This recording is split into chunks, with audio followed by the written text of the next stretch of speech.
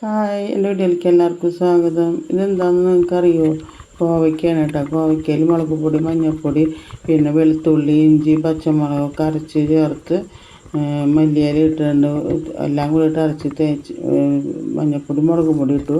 പിന്നെ അരച്ചത് ഇട്ട്, വെളുത്തുള്ളി, ഇഞ്ചി, പച്ചമുളക് അരച്ചത് ഇട്ടു ചേർത്ത് എല്ലാം കൂടിയിട്ട് കൂട്ടിക്കട്ടി വെച്ചു കേട്ടോ. എന്നിട്ട് ഞാനത് മുകളിലേക്ക് ടെറസിൻ്റെ മീതെ വയ്ക്കാമെന്ന് വിചാരിച്ചിട്ട് വീടിൻ്റെ മുകളിൽ അത് അവിടെ ഭയങ്കര വെയിലാണല്ലോ, വെയിൽ കണ്ടില്ലേ വെയിൽ. അപ്പം ഞാൻ അതിനെ മുകളിലേക്ക് കൊണ്ടുപോകാനായിട്ട് ഇങ്ങനെ വെച്ചേക്കാണ്ട്. ഇവിടെ പിന്നെ നിറച്ച് മത്ത അങ്ങനെ പടർന്നിട്ടേ അങ്ങനെ ഉണ്ട്. തോണിയിൽ അവിടെ കുറച്ച് സ്ഥലമുള്ളൂ മത്ത പടർന്നിട്ട്. അപ്പോൾ ഞാൻ എന്നിട്ട് അതിങ്ങോട്ട് കയറി മുകളിൽ ടാങ്കിൻ്റെ മീതെ വയ്ക്കാൻ പോകാനിട്ട്. നല്ല വെയിലല്ല, ഉദിച്ച വെയിൽ അങ്ങനെ നിൽക്കണേ. അപ്പോൾ ഞാനെന്താ ചോദിച്ചെങ്കിൽ ഒരു തുണിസഞ്ചി ഇട്ടിട്ട് മൂടി വെച്ചു കിട്ടും. അപ്പോൾ പിന്നെ ഒന്നും പിന്നെ കൊത്തും തിരൊന്നും വെയിലത്ത് അങ്ങനെ വരുന്നില്ല. ഒരു സാധനങ്ങളും തിന്നാനൊന്നും വരില്ല കേട്ടോ. പിന്നെ കാക്ക വരണേന് കണ്ണാടി വെച്ചാൽ മതി. കണ്ണാടി അവിടെ തന്നെ ഉണ്ട്, അത് അവിടെ തന്നെ വെച്ചിട്ടുണ്ട്. അതൊരു ഉണക്കാനായിട്ട് വയ്ക്കണ ഒരു കണ്ണാടിയാണ്. അപ്പോൾ പിന്നെ കാക്കകൾ വരില്ല. അപ്പോൾ ഇങ്ങനെ പിന്നെ വൈകിട്ട് വന്ന് നോക്കുമ്പോൾ അത് ഇങ്ങനെയായിട്ടാണ് നന്നായി ഉണങ്ങി മുരിഞ്ഞു, അത്രയും വെയിലുള്ള കാരണം. അപ്പം ഞാൻ വിചാരിച്ചു അത് വറുത്ത് നോക്ക് വറുത്തിട്ട് ഇന്ന് രാത്രി തന്നെ കഴിക്കാമെന്ന് വിചാരിച്ചു.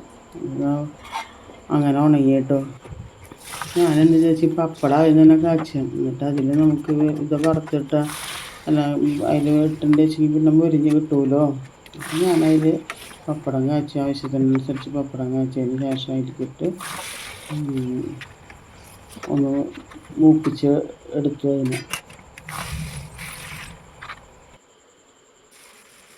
അതിന് ചൂടുള്ള കാരണം പെട്ടെന്നാവും ചെയ്തു.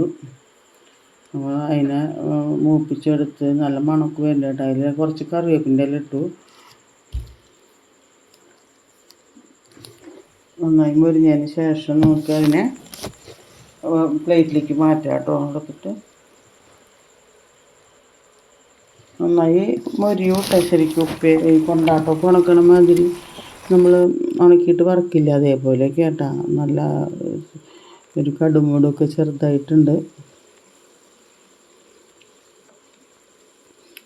അപ്പോൾ ചോറിൻ്റെ ഒപ്പം പിന്നെ ചപ്പാത്തിയുടെ ഒക്കെ ഒപ്പം നല്ലതാണ് കേട്ടോ കഴിക്കാൻ.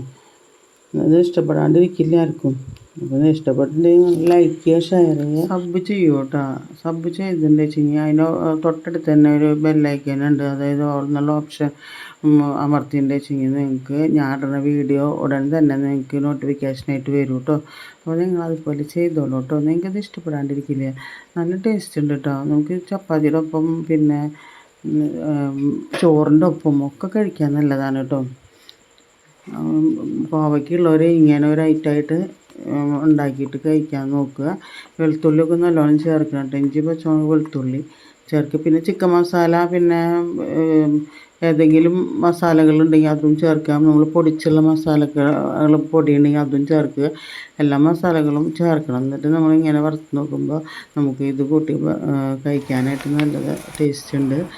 അപ്പം എൻ്റെ വീഡിയോ മുഴുവനായിട്ടൊന്ന് കാണും കേട്ടോ. അപ്പോൾ ഞാൻ ലാസ്റ്റ് എന്താ ചെയ്തെന്ന് വെച്ചെങ്കിൽ കുറച്ച് സബോള അതിൽ മൂപ്പിച്ചിട്ട് അതിൻ്റെ മീതെ ഇട്ടിട്ട് നമ്മൾ ബിരിയാണിക്കൊക്കെ നമ്മൾ സബോള മൂപ്പിച്ച് ചേർക്കില്ലേ, അതിലേക്ക് ഇടില്ലേ, അതേപോലെ ഇതിലേക്ക് കുറച്ച് സബോള ഞാൻ മൂപ്പിച്ചെന്ന് വെച്ച് കഴിഞ്ഞാൽ അതിൽ എണ്ണ ബാക്കി കുറച്ചുണ്ടായിരുന്നു. അപ്പോൾ ഞാൻ അതിലേക്ക് അങ്ങനെ ചെയ്തതാണ് കേട്ടോ. നല്ല ടേസ്റ്റ് ഉണ്ടായിരുന്നു. നിങ്ങളതുപോലെ ചെയ്ത് നോക്കൂ കേട്ടോ. കോവയ്ക്ക നല്ലതാണ്, നമ്മുടെ ശരീരത്തിന് ഏറ്റവും നല്ലതാണ്, വിറ്റാമിനാണ്. അപ്പോൾ നിങ്ങൾ ചെയ്ത് നോക്കൂ കേട്ടോ. Okay, thank you.